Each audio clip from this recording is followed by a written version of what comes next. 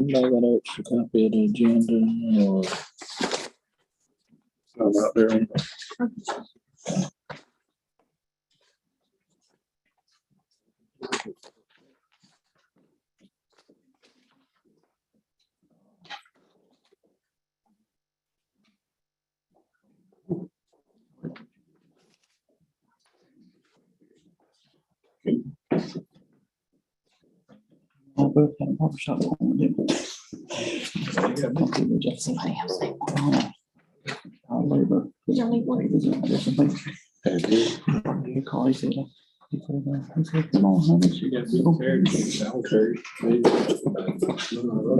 That's our kids, baby.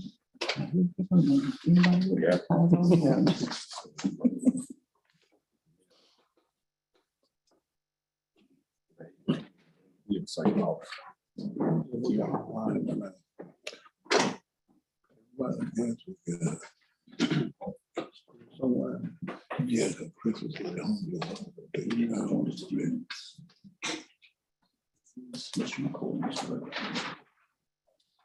Hey, how you doing? Good evening. How you doing, Mr. McCoy? Good evening. How you doing?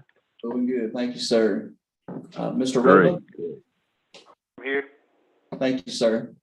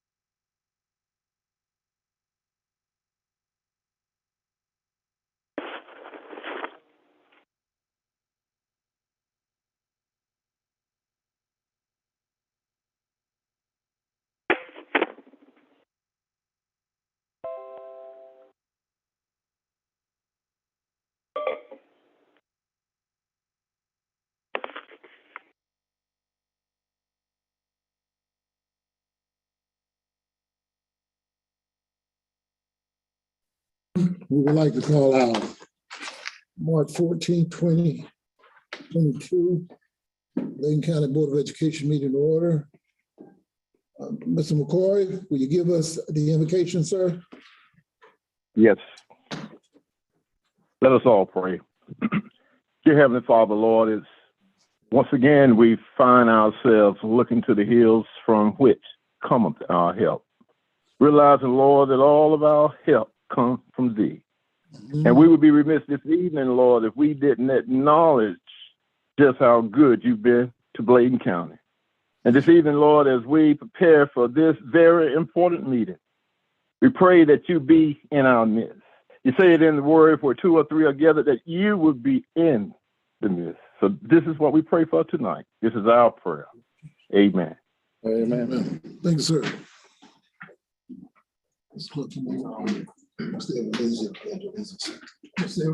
Absolutely. I pledge allegiance to the flag of the United States of America and to the republic for which it stands, one nation, under God, indivisible, with liberty and justice for all.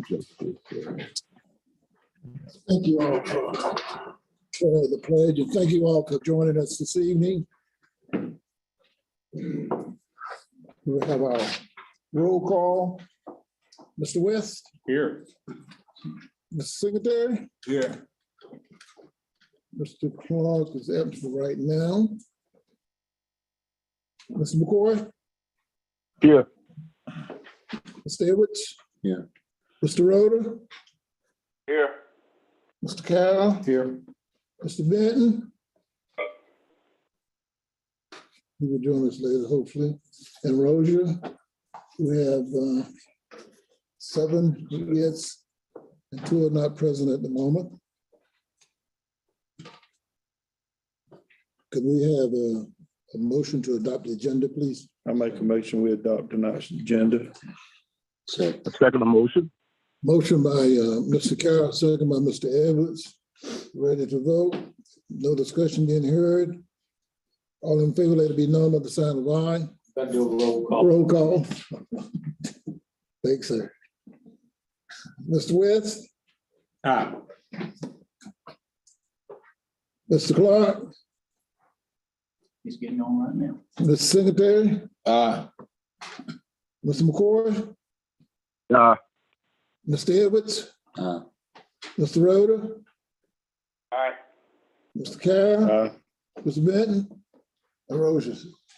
7 present, 2 at the present time is not with us online. Mr. Clark is joining us. Mr. Clark?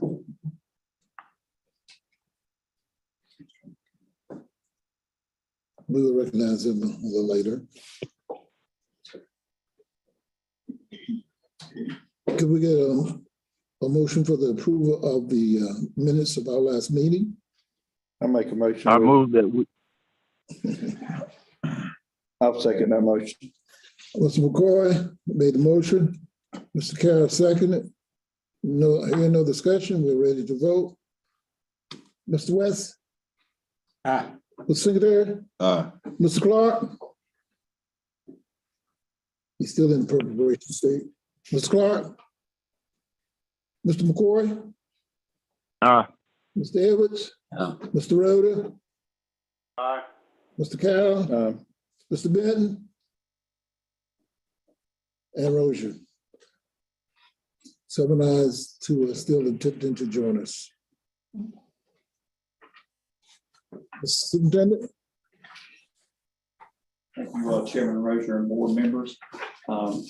As we discussed on last meeting, tonight we'd like to recognize Coach Patty Evans. I'd like Coach Evans to please come forward.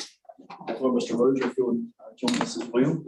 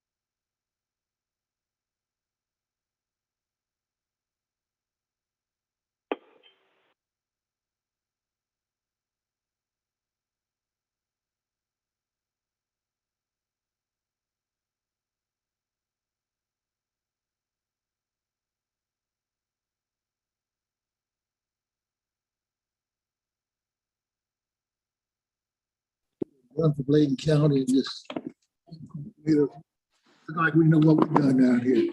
However, we do know. And thank you so much, Mr. West, for being a part of that team. Thank you. I think we're good now. And thank you all for allowing me to make one mistake tonight. I can't make any more of that.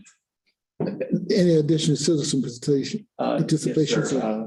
Thank you, Chairman Rozier and board members. We do have 5 on citizen participation. Mr. Bobby Kinlaw, Mr. Nathan Priest, Ms. Faith Inman, Ms. Liz Ruffin Cox, and Mr. Donnell Goins. According to board policy 2310, the first part of at least one regularly scheduled board meeting will be set aside for citizens to address the board through public comment. Each speaker will have 3 minutes to present comments. However, the public comment session should not exceed or will not exceed 30 minutes total, except by majority vote of the board. During the public comment period, the board chair will recognize speakers in the order in which they are signed in.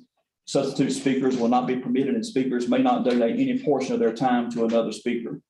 Board members will not respond to individuals who address the board except to request clarification of points made by the presenter. So first we have Mr. Bobby Kinlaw. Skinlaw, how you doing, sir? Okay, good evening. For those of you that don't know me, and I think most of you probably do, but my name is Bobby Kinlaw. I'm a lifelong resident of Bladen County. Attended Bladen County Public Schools my entire school career. White Oak Elementary, in case you're Ontario and East Bladen. Well, some 30 years ago, I met a young lady. Her name was Patty Evers. She had just graduated from high school. She made an impact on me. She was motivated, smart, intelligent, and I knew that she had a bright future ahead of her. So some years later, she was coach at Tar Heel High School. And I believe it's when the high school was consolidated, she moved over to East Bladen High School as coach and later become an athletic director. Since being there, as attested to just a few minutes ago, Patty has accomplished so many things, and excuse me, Coach Evers has accomplished so many things that I don't think it's should go without notice. And with that being said, I'm here to request and to follow whatever guidelines this board sets to name the gymnasium at East Bladen High School after Coach Patty Evers. Not to take up so much time, I'd like to pass these out, some of her accomplishments. Pass these around. Thank you, sir. All these awards, accomplishments, and just to highlight a couple of them. She has a number of North Carolina High School Association Coach of the Year awards. She has conference championships, Coach of the Year awards, regional appearances, regional final appearances, regional championships, and 4 state runner-up finishes. And then, as mentioned earlier, at the end of this month, she will be coaching McDonald's All-American Girls Basketball game in Chicago. No coach from North Carolina has ever been invited to coach this game. So I think that speaks volumes for her qualification. In addition to that, she's been a community leader. She's participated in a lot of volunteer events. She's shown exemplary sportsmanship, and she has led a great group of girls throughout the years in her basketball career. So I will follow whatever recommendations this board said, but I would strongly recommend and suggest that this gym be named after Coach Evers. Thank you, Mr. Skinlaw. Yes, sir. Dr. Atkins will give Yes, this I'll motion follow now, sir. Kinlaw. We do have a policy 9300 on naming facilities. That's the information there, and we'll get that request in writing. I'll follow with you on the process moving forward. Sounds good. Thank you, sir. I appreciate it. Thank you, sir. For your time. I mean, would it be okay for him to have a copy of that He policy? does, he has one, yes, sir. You have one? Yeah, I do.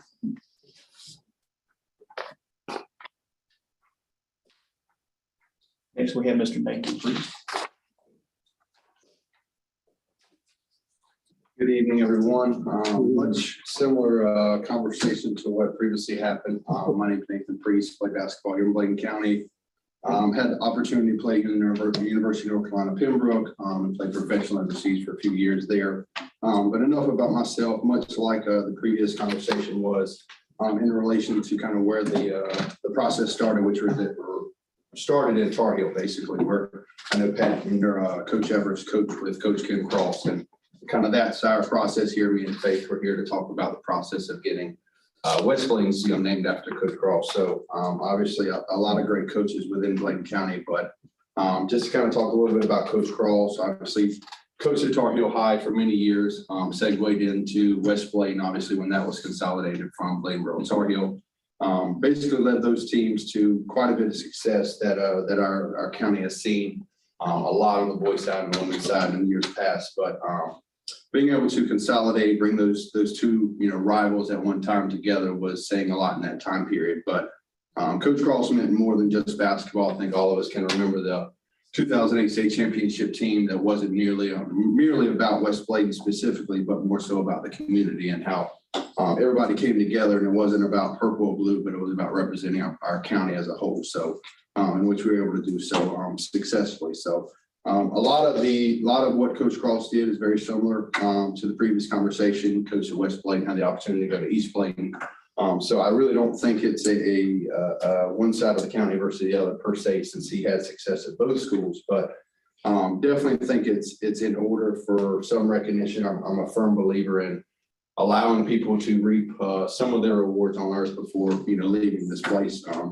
As we've had in years past, having coaches that have been recognized in the county, family specific, after time when they could have gotten a little bit more during the time here on earth. That spoke significantly to me, especially during this conversation about Coach Cross. So having to hit close to family especially, and then how this translates to sports and how it affects our county. I really think this is something that we should put our foot forward to.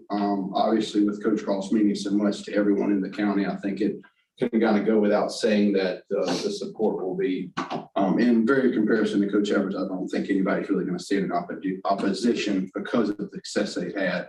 And I could spend obviously quite a bit of time talking about different types of success Coach Cross has had on and off the court, but that was kind of the basis of what our conversation was going to be, kind of start that process. I know that speaking previously, there's a process obviously that was highlighted previously, but kind of have a little bit of virus in place. So I'm working through that, but don't want to ellipse my time. So I'll stop there.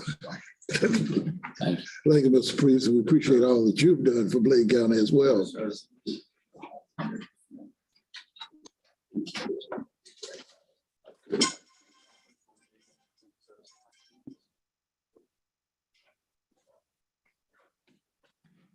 Superintendent, Mr. Priest, Superintendent will follow suit with you, same as Skinlaw. Next, we have Ms. Faith Emmon.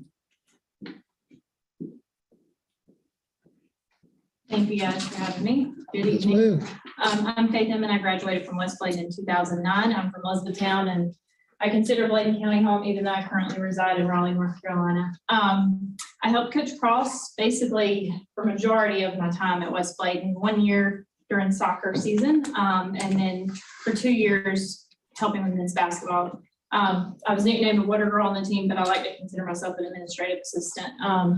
Also, beyond that, Coach Cross taught me all 4 years at West Bladen, and he taught me a lot about hard work, leadership, the essence of hard work, the essence of honesty, and holding other people accountable for their actions. And one of the most important things he taught us in the classroom and on the court, because obviously I was there for all the team meetings, was togetherness and teamwork. And he was big on keeping your priorities in check, keeping your faith first, keeping your family second, friends and school and basketball coming next. That was one thing he really instilled in his players. He would write basically handwritten posters for every game and make copies for all of his players. And he would list out all of those principles, reminding them about togetherness and teamwork. And I cannot think of a better person more deserving to have this gym named in his honor. He influenced my sports career. I worked minor league baseball for 6 years. I worked with Team USA Baseball for a summer. I worked in sports media technology and did a lot with television. And now I'm working in golf. And he really taught me a lot. I think everything that I did in helping him, whether that was driving to the gym on Saturdays to wash uniforms and fold uniforms or fill up water bottles or go and run errands for him before games or line up basketballs before games. It really prepared me, I would say, for the real world in a lot of ways more than anything else during my high school tenure. I'm very thankful for Coach. I know a lot of people can attest to what he did for their careers. 650 plus wins, a number of collegiate athletes and on his resume that he helped coach over the years. And, you know, he never played favorites. He always respected people if they respected him. And he was big on the golden rule and still is. And I think he's very deserving to have that gem recognized in his honor. So appreciate your consideration and your time and all you guys do for Bladen County. And if you need anything else, any more information about Coach Cross, I can try to answer questions for you. Thank you so much, Ms. Inman, and we love people from Raleigh. I consider Elizabethtown home, but.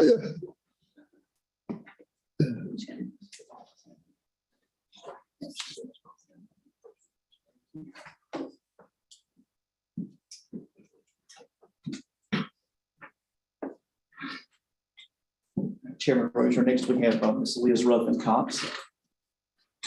Good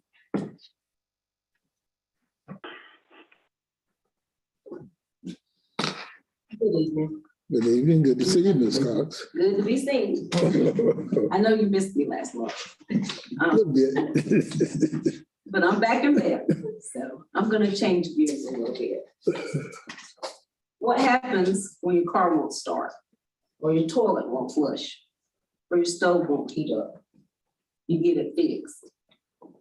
If it's important to your day-to-day comfort, you'll spare no expense to make it work. We're losing a valuable resource in Bladen County, our children. Our education system is broken. Many of you will probably agree with that, if the truth be told.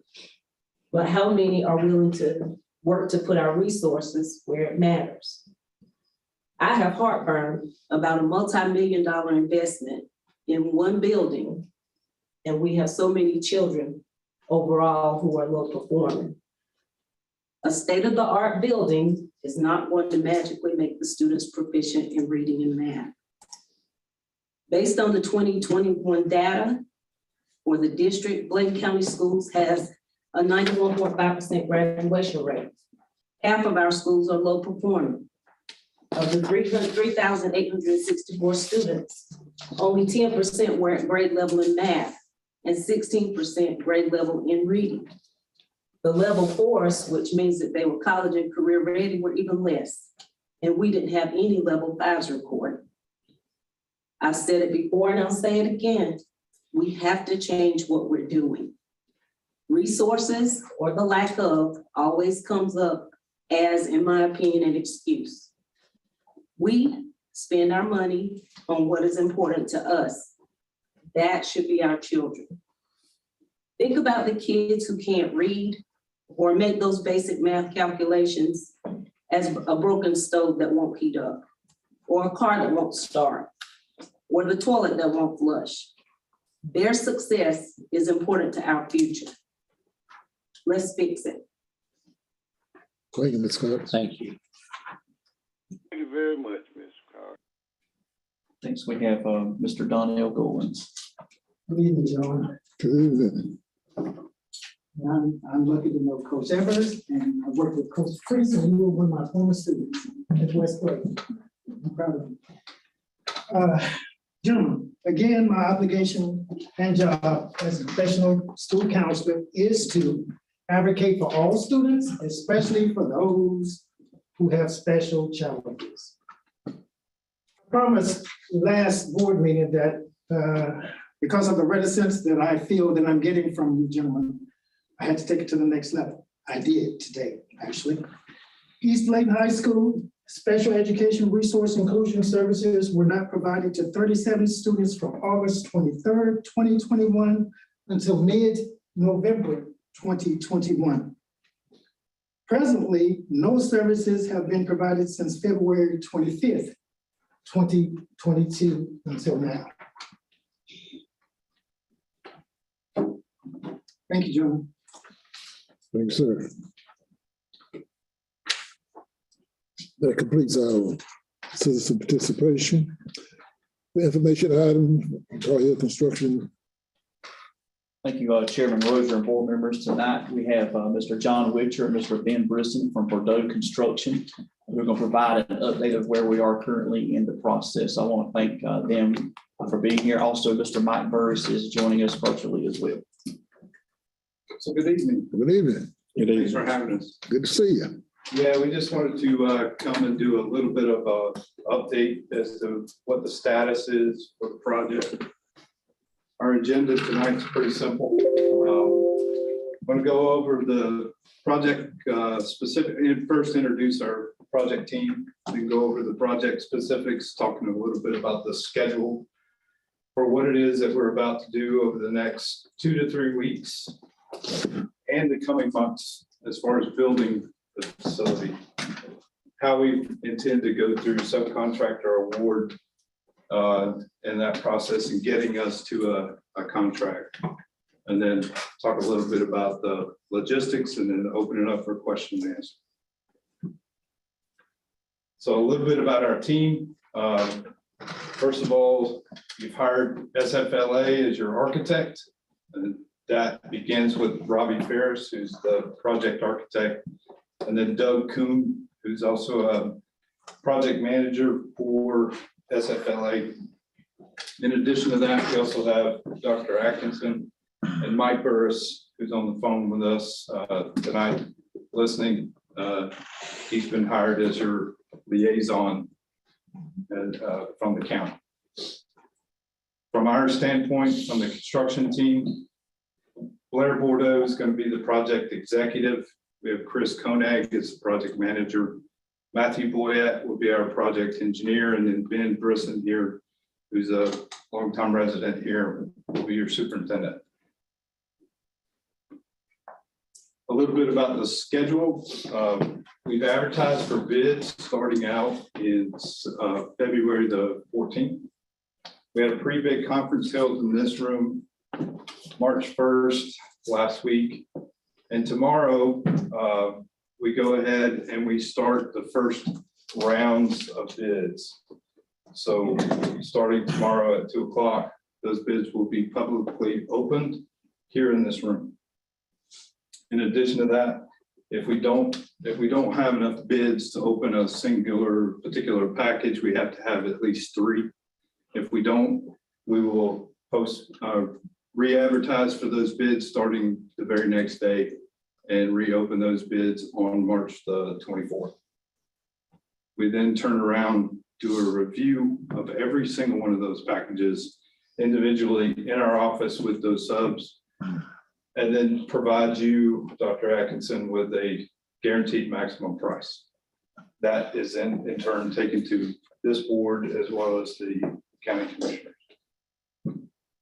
As far as the construction schedule is concerned, the start date is roughly somewhere around the 1st of May. The building itself will be open for the use by the county in August. So of 2023. So that's a 15-month duration. Once the kids are moved out, then we have a 5-month duration to demo the existing facility and build the parking lots and the surrounding outside areas. You can go to the next slide. Subcontractor awards. So like I said before, once we open up the bids, the very next day, we start to have those subcontractors brought into our office. We don't just bring in an estimator or owner of a company. We fully intend to include their project manager, their superintendent. This way, everybody that's involved with that particular project and that scope of work understands. We confirm their price, we review all of their scopes with them, and then we provide them with a letter of intent to award based off of our guaranteed maximum price to you. Once we receive that contract from you, then their contracts are legitimate at that point. Okay. A little bit about logistics. I'm going to let Ben kind of speak to this. Well, as everybody knows by now, the new school will be built behind the existing school.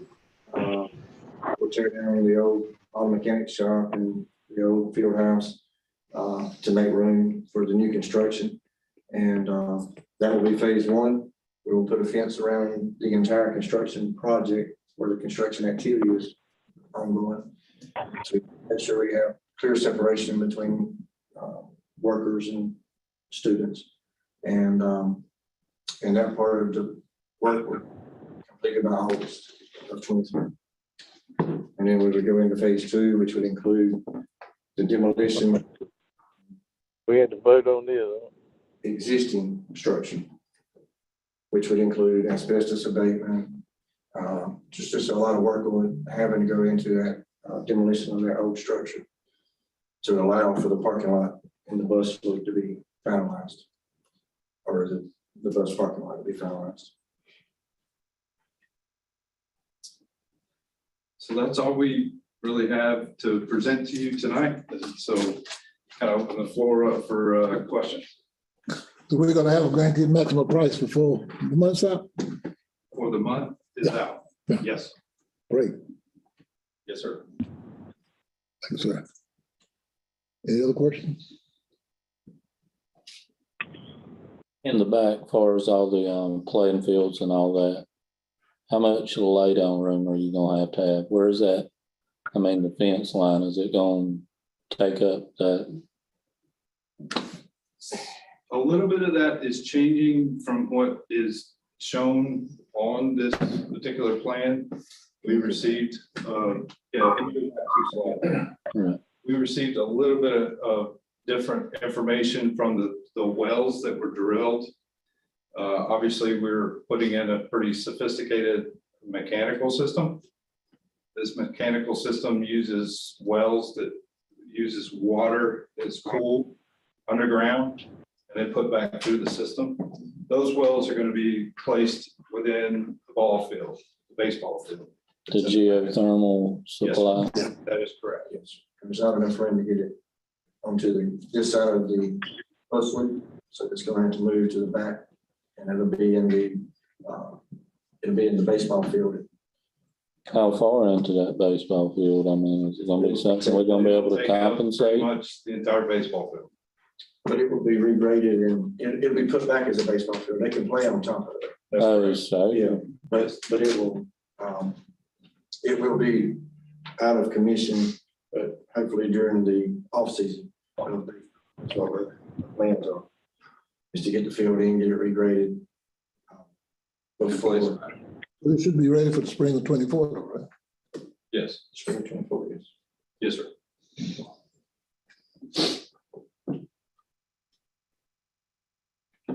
Anyone else? Thanks, sir. Appreciate you. Okay, thank you. thank you. I think Mr. Clark, Mr. Benton. Mr. Clark?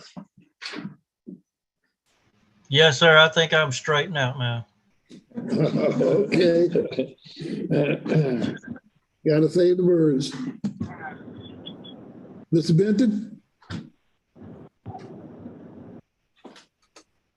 Mr. Benton? Yeah. Thank you, sir. Hope your team won. At this time, we will have a motion for our consent agenda. I make a motion, we accept the consent agenda. Second.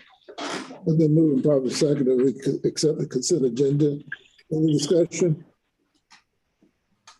Hearing none, ready to vote. Mr. West? Aye. Mr. Secretary? Aye. Mr. Clark? Aye. Mr. McCoy? Mr. Edwards? Mr. Rhoda? Mr. Carroll? Mr. Benton? Aye. Rozier, aye, 9 ayes. Motion carried. Action item on the 101. Thank you, Chairman Rozier and board members. As you know, there was a piece of pending legislation, Freedom Smiles Act, which would have removed the monthly requirement for boards to do so, but it was vetoed and there was not enough votes to override that veto. So we are still having to continue with a monthly vote. as it relates to face coverings. That policy is 4231, 5021, and 7263. Currently, Blaine County Schools is under option B, which is optional face coverings. I'd like to know what is the pleasure of the board for the next 30 days. Mr. Chairman, I would like to make the motion to stay with option B. I think it's what we're in now. Motion by Mr. Carroll, second. Second.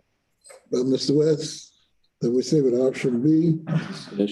Any discussion? Yes, option B requires it on the buses and all that. That's no longer a requirement, Mr. Chair, was they So they- released that, so that's everything will be optional, yes, sir. Finally, Any additional discussion? Hearing none, ready to vote? Mr. West? Aye. Mr. Secretary? Nay. Mr. Clark? Aye. Mr. McCoy? Nay. Mr. Edwards? Mr. Roder? Mr. Roder? Mr. Carroll? Mr. Benton? Aye. And Roger abstain. 9 ayes, 5 ayes, 3 noes, 1 abstain. Motion carried. We will continue to follow option B. Dr. Atkinson? Thank you, Chairman Rosen and board members. Prior to action items 1002, 1003, and 1004, since these are active policies and for the board to consider any changes to those policies tonight, these were brought back after discussion last month. We'd like to ask the board to consider a motion to set aside policy 2420 so that the board can take action on these items tonight. Actually, they suspend the Suspend the policy. policy, yes, sir. Thank you. There's a motion to suspend policy. 24. Second. Second. Has been moved by Mr. Edwards, second by Mr. Carroll to suspend the policy 2420 so that we can vote on those policies this evening. Hearing no discussion. Ready to vote. Mr. West? Aye. Mr. Secretary? Aye. Mr. Clark? Aye. Mr. McCoy? Aye. Mr. Edwards? Mr. Roder? Mr. Roder? Aye. Mr. Carroll? Aye. Mr. Benton? Aye. And Roger, aye. 9 ayes, motion carried. Thank you, Chairman Rosen and board members. Action item 10.02 is community use of facilities. Last month it was discussed, shared as an information item. There were some questions concerning the use of facilities by the community. In a previous update of custom updates of School Board Association, there was a clause that was added. It's a temporary restriction for community use facilities. That was due to COVID-19. I know it was expressed that the board consider removing that restriction, which would modify this policy to now go back to our previous practice where we'd have facility use forms and allow that to be used by the community. I know the question was asked about church basketball and things like that. But I'd like to ask what the pleasure of the board is tonight concerning modifying policy 5030 to remove the restriction on community use of facilities. so moved. Second. Mr. Bent. Okay, thank you. Motion by Mr. Edwards, second by Mr. Denton to remove the restriction. Any discussion? Hearing none, we're ready to vote. Mr. West? Aye. Mr. Secretary? Aye. Mr. Clark? Mr. Clark? Aye. We come back to Mr. Edwards. Oh, thank you, sir. Mr. Edwards? Mr. Roder? Ms. Carr? Mr. Benton? Aye. And Roger, aye. 9 ayes, motion carried. Next one, sir. Thank you, Chairman Rosen and board members. Action item 10.03 is school uniforms. It was requested to bring this back. That is actually a part of policy 4316, which currently says that all Blaine County schools will adopt and implement a school uniform policy. I would like to share, if the board considers making a change to the uniform policy, that we just determine if we want to do that for the remainder of this year or to begin that with next school year. If the board does choose not to continue with uniforms, we do have a draft dress code outside of uniforms, similar to what we had before. Obviously, it had to be updated because that's been many years since that was done. But if that's the case, I would like for the board to allow me to work with our principals and administration to look at this and to bring that back as a recommendation to the board next month for approval if the board chooses not to continue with uniforms. But I know what the pleasure of the board is concerning school uniforms policy 4316. Could I get a motion to continue or not to continue with the school uniform? I make a motion, we continue with the policy. I second the motion. Motion been made by Mr. Carroll, second by Mr. McCoy, that we continue with the policy that we have in place at the present time. Do I hear any discussion? Yes, let's go. Jeans, right? Does this include the jeans? No, I consider that, yes, because we adopted that. We did adopt that. That had to be amended. Because the Yeah. policy actually says that the district will, it says the school shall adopt and implement a school uniform policy. So we would add that to the uniform requirements. If they continue, we'd add jeans as a permanent thing moving forward. Okay. With no holes. We know. Correct. No holds. Yeah, we laid out some specifics regarding the jeans. Yes, sir. Any additional discussion? So that would be the only item that was added to the policy. I mean, as far as blue jeans. Correct. Yes, sir. Unless, you all decide to recommend something additional. So far, that's the only. Right. Well, that's what you're gonna recommend, correct? Yes, sir. We'll add that. Okay, sound right? Then we're ready to vote. No additional discussion. Mr. West? Aye. Mr. Secretary? Aye. Mr. Clark? Nay. Mr. Edwards? Aye. Mr. Roder? Mr. Carr? Mr. Benton? Mr. Benton? Nay. Roger, aye. And McCoy, McCoy, about the Bishop, sorry. Mr. McCoy, thank you, sir. We have 7 yeses, 2 nays. Motion carried. 10:04, sir. Thank you, Chairman Rose and board members. Policy 10.04 is employee dress and appearance. It's policy 7340. It was requested by the board that I reach out to the School Board Association concerning requirement number 1 on that policy. I did speak with Justice Warren at the School Board Association. The board can remove that from the policy. However, any procedures that would be, we'd have to be mindful of that as a part of Title IX, but that guideline can be removed from the actual policy. It'd be upon the administration to develop a procedure that adheres to any of those requirements. So I just want to ask if it's a pleasure of the board to modify policy 7340 to remove guideline number 1 or what the pleasure of the board would be concerning this policy. I make the motion that we remove segment 1. Second. Then a motion by Mr. Carroll to remove guideline number 1, second by Mr. Edwards. Any discussion? No additional discussion. We're ready to vote. Mr. West? Aye. Mr. Singletary? Aye. Mr. Clark? Aye. Mr. McCoy?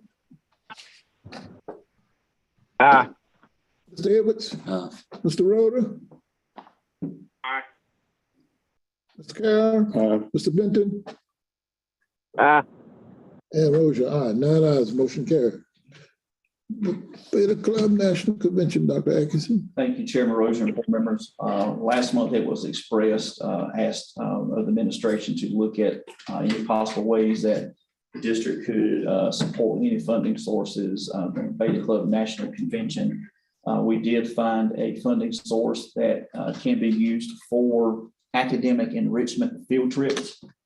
So in looking at our schools, or they're finalizing their numbers, we have some schools that are planning to travel by charter bus. Some are planning to travel. One school is actually planning to fly. The other parents are going to be driving students. So in looking at the very different methods that they will be doing, one recommendation to look at was to do a set amount per child. It has to be paid for that funding source, has to be paid toward the transportation. So if a parent was driving, it could offset mileage. If it was, they were flying, it could go toward the flight. If they're doing a charter bus, it could go toward bus cost as well. One suggestion was that we do an allowance of $150 per child toward the transportation. But obviously the board could make a decision on a different amount, but that's just one recommendation. And that would be paid to the school toward whichever transportation method that they would be. And again, that would qualify under an academic enrichment since it is an academic competition for students. You heard the recommendation come from the superintendent. What is your pleasure? I make a motion, we accept it. We can afford it. I mean, if you've looked at it. There, second.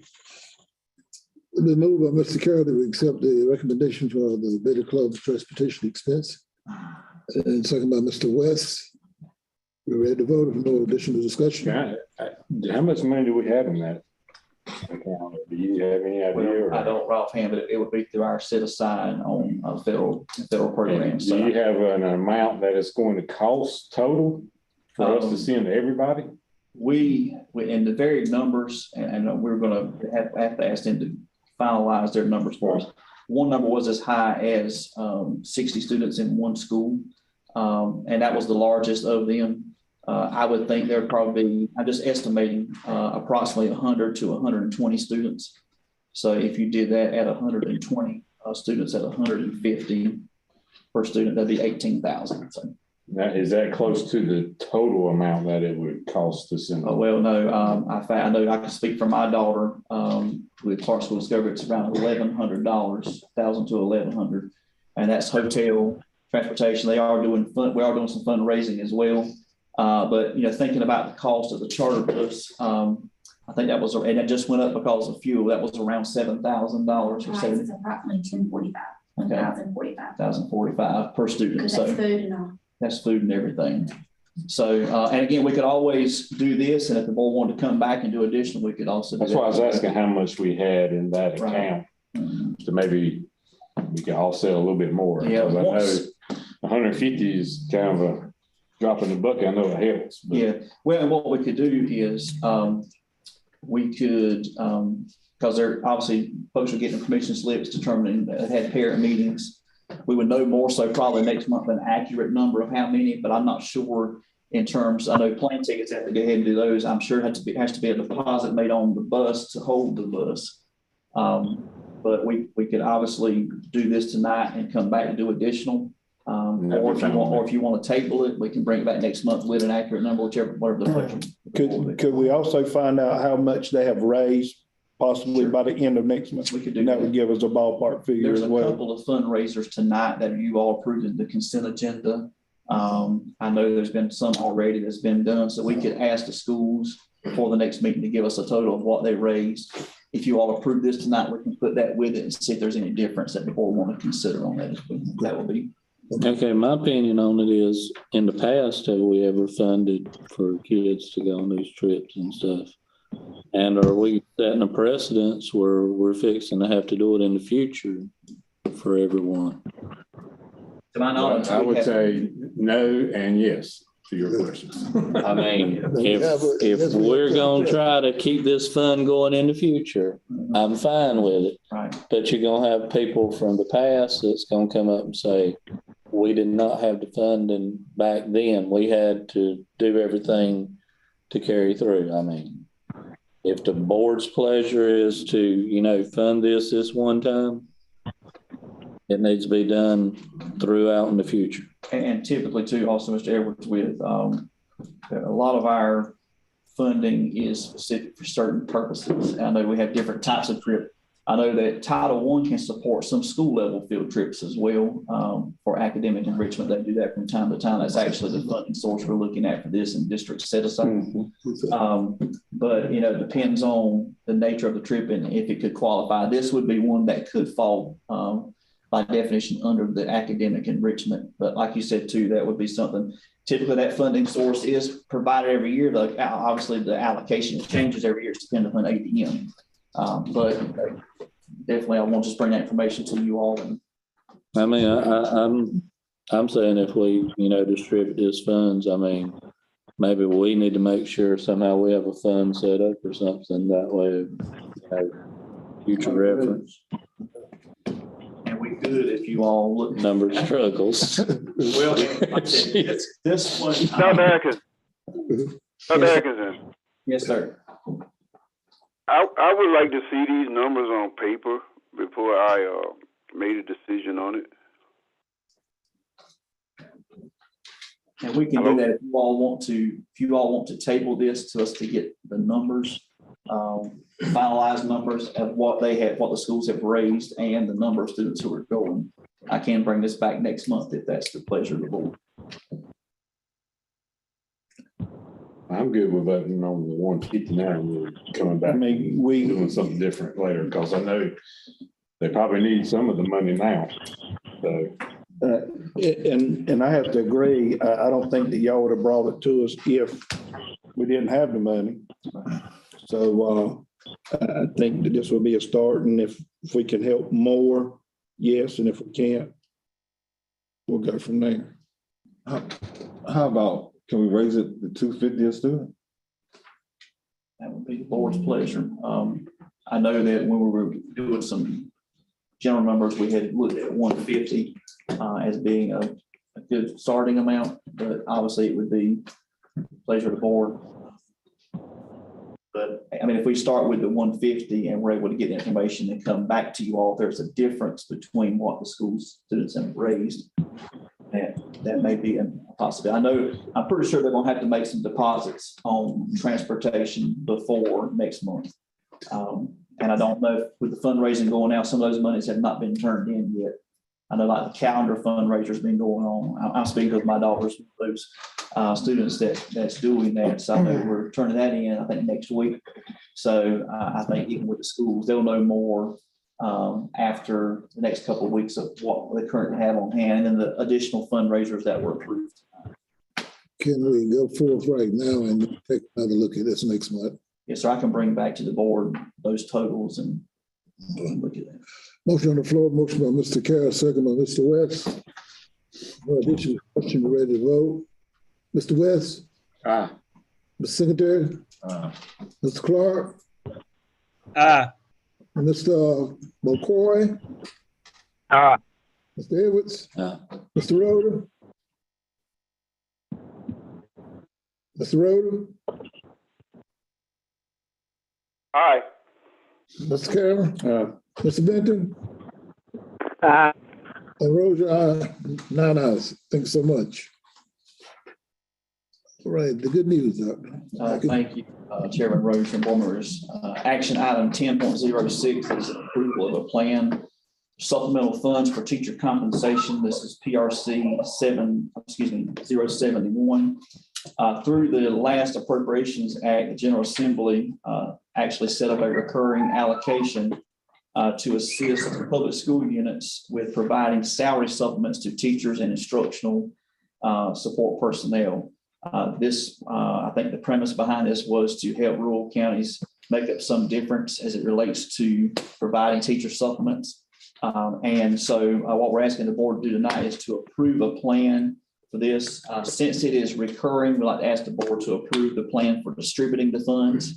And then that would carry over each year as that fund. We will not know from year to year what that total would be, but our plan, pending your approval, is to take that total dollar amount and divide that by the total number of teachers and instructional support personnel. And then that would be the supplement amount that would go to them for that year. This year, we're receiving $781,795. When we divide that by the number of certified teachers and instructional support personnel in a permanent position, and just like any other state fund, it has to be prorated if there's a teacher that's part-time. But part of that plan would be to provide, it would be $2,000 per teacher or instructional support person. And with your approval of the plan tonight, we'd be able to pay that to them this month. So we're requesting the board to approve Bladen County Schools plan for teacher compensation or supplemental funds of state PRC 071. Motion to approve. Second. Second. Motion to approve by Mr. West, second by Mr. Edwards. Another discussion, I would assume. What's the percentage on that supplement? On our current supplement, Yeah. our teachers is 4%, they're, I'm gonna say 4%. And one thing that, obviously we'll look at, and I think this is something that's been on the mind of the board as well, is to look at requesting additional funding to potentially increase that local supplement as a whole. But this funding here is, they've never had this a PRC like this before. State has never done anything to help counties with a supplement. But as I stated, unless they change it in the next budget bill, this is intended to be a recurring fund. In addition, we're never ready to vote. Mr. West. Aye. Mr. Secretary. Aye. Mr. Clark. Aye. Mr. McCoy. Mr. Edwards. Mr. Rhoda. Mr. Rhoda. Aye. Mr. Carroll. Mr. Benton. Aye. Aye. 9 ayes. Motion carried. Thank you, Dr. Atkinson. This time, we would like to go into closed session for the purpose of discussion personnel of North Carolina General Statute 143-318-1A. Perfect.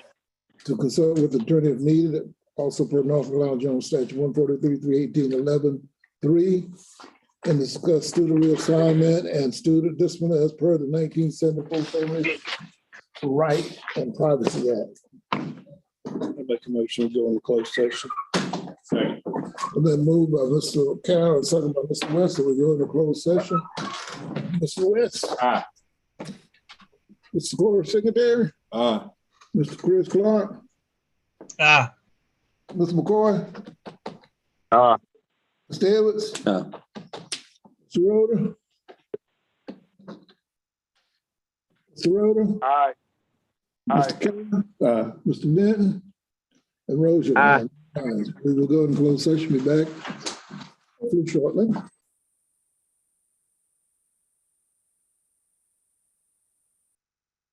Switch over to closed session now.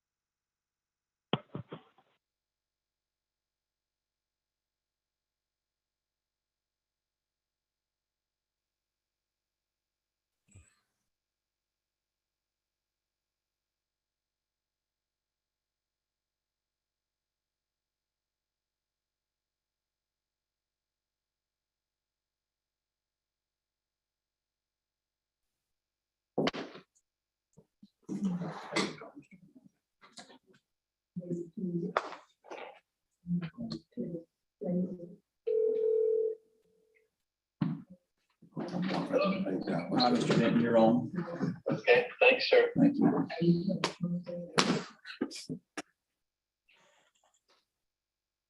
I told the lady that she had to move, she been calling. Stay in the house.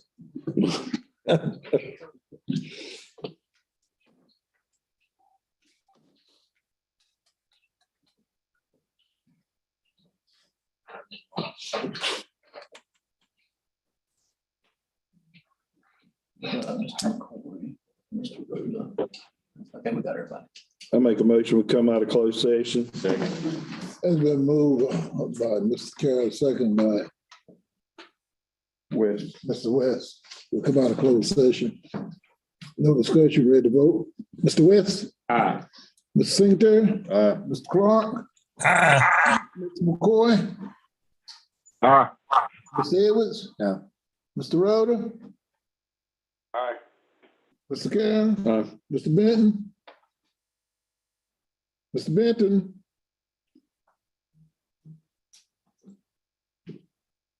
Erosion? 8 ayes and 1 we did not hear from yet. Motion carried. Dr. Beatty? Personnel? Approve personnel list action items. I get a motion, please. Motion approved. I get a second? Second the motion. We have, Glenn. thanks, sir. A motion by Mr. West to accept our personnel items. And a second by Mr. McCoy. Any discussion? Ready to vote then? Mr. West? Aye. Mr. Singletary? Mr. Clark? ah, Mr. McCoy? Aye. Mr. Edwards? Aye. Mr. Rhoda? Mr. Carroll? Mr. Benton? And Rozier. 9 ayes, motion carried. Thank you, Dr. Beatty. Chair has no real report, anything coming from the board. Yeah, I got a couple items. I would like, I mean, on the agenda as far as getting it, I know we got a lot going on and you're having to add a lot. But if you could get like some of those information items out, we talked about like, you know, Wednesday, Thursday somewhere, that helps a lot. I mean, and I think that does to all the board members and stuff. And I talked with Mr. Rozier and I talked with you and I'm still gonna try to reach out and get Mr. Joe Jackson to come in and talk with everyone and try to have someone from the county that may be able to report to the board on this, you know, school project that we have firsthand. And, you know, I'd like for him to be able to come talk to the board and everybody talk to him and see how they would feel as him being like just a consultant to the board. I mean, even some of the county commissioners, I feel like they would be behind it 100%. So, I mean, that's all I have. Anyone else? Yes, I have a question, lady, Mr. Rozier. It was brought to my attention that a child got hurt on the playground, and I would like to know. The lady told me that her insurance was that her personal insurance paid all of the bill.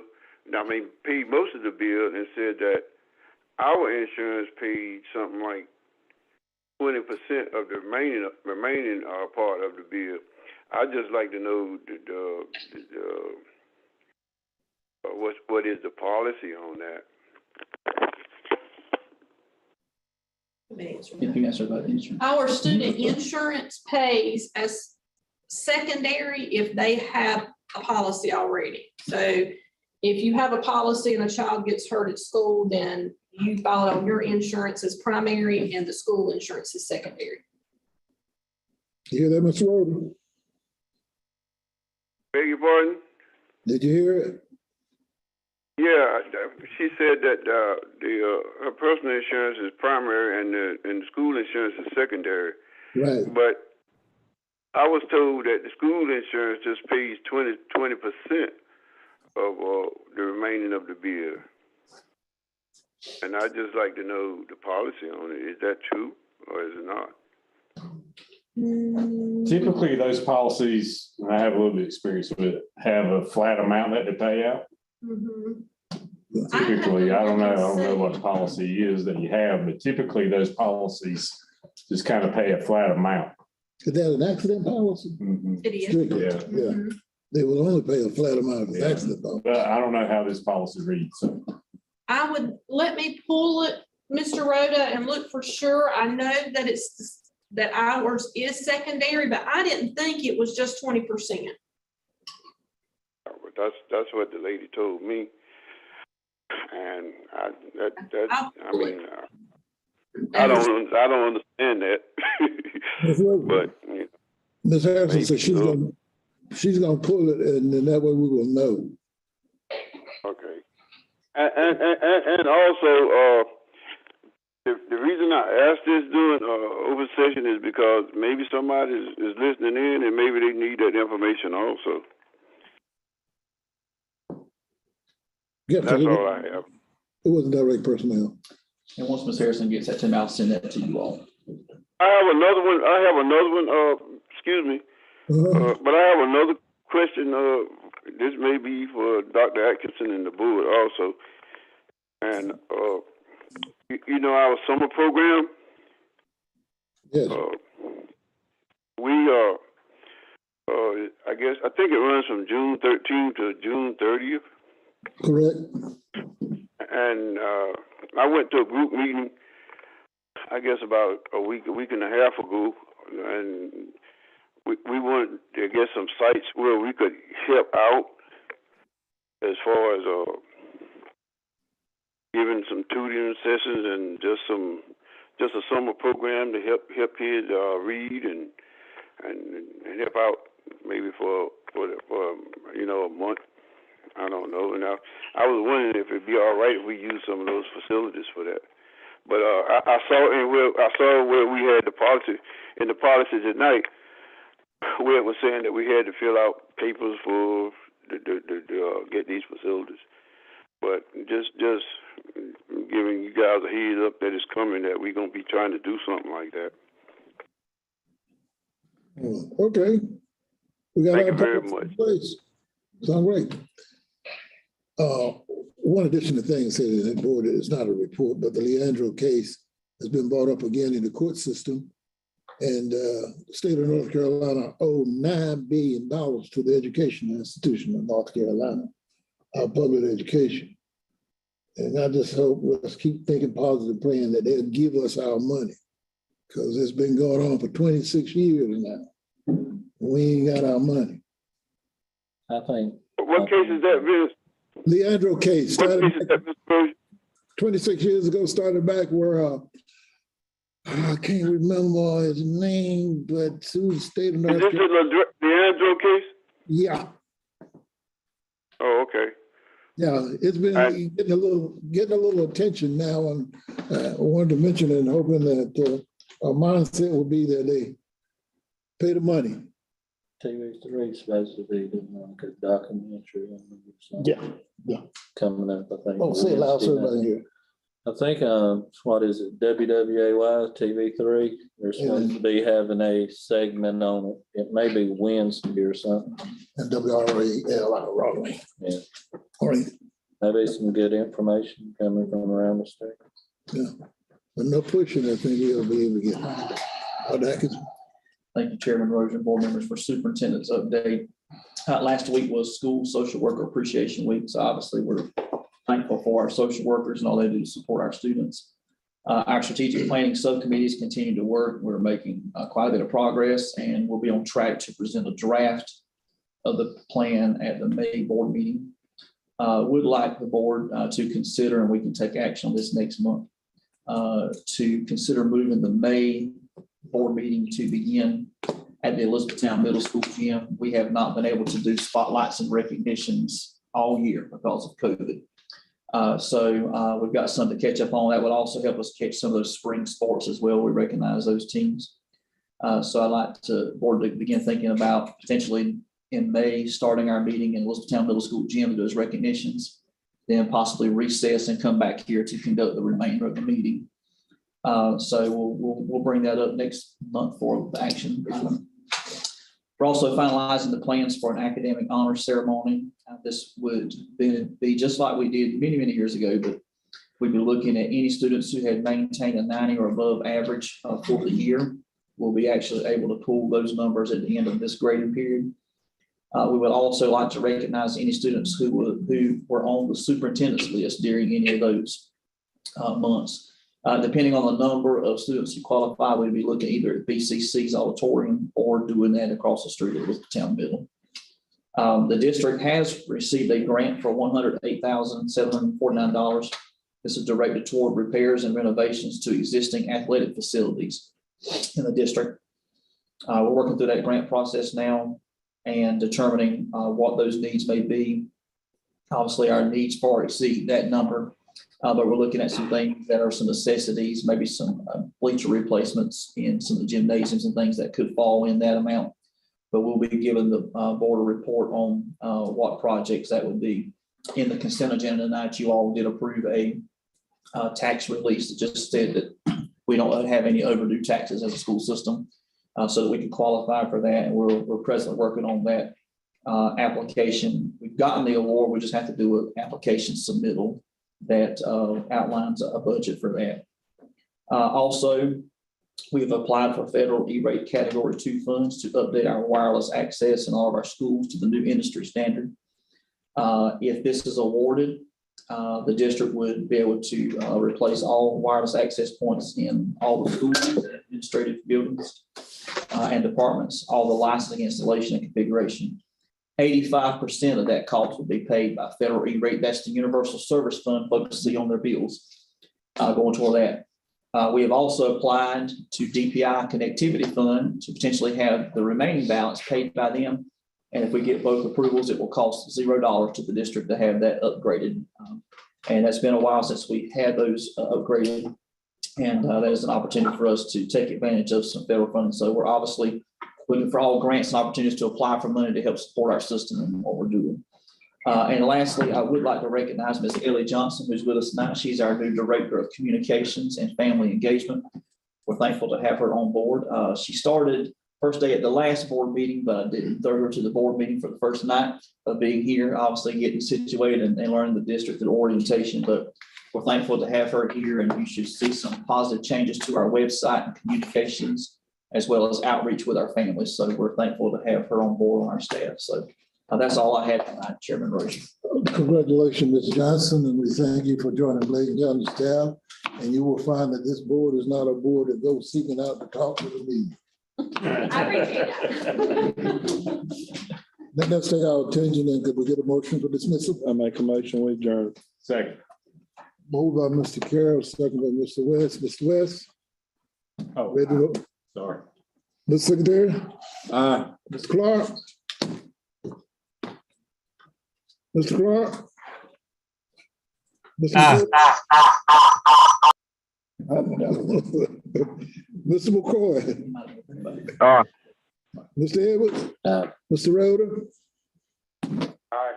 Mr. Carroll? Mr. Benton?